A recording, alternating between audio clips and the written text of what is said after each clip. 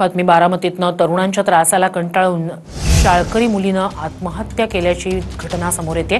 15 वर्षीय मुलीनं गळफास घेत आत्महत्या केली आहे। आरोपी विशाल गावडे याला साथीदारासह अनेक महिने तो मुलीचा पाठलाग करत असल्याची माहिती समोर येते। लग्न कर नाहीतर आईवडिलांना जीवे मारेन असं आरोपीकडनं धमकी दिल्याची बाबही समोर येते। चारही आरोपी मुलीला शस्त्र दाखवून धमकी देत होते असा आरोप आहे।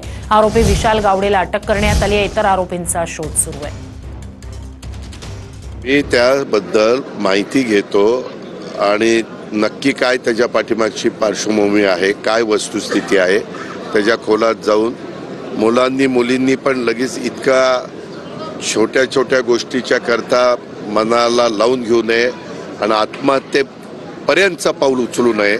दुर्दैवी घटना आहे ती आणि वारंवार महिलांवर होणारे अत्याचार हे सारखे आपल्या जिल्ह्यातून आणि राज्यातून येत आहेत। हे फार चिंताजनक परिस्थिती आहे।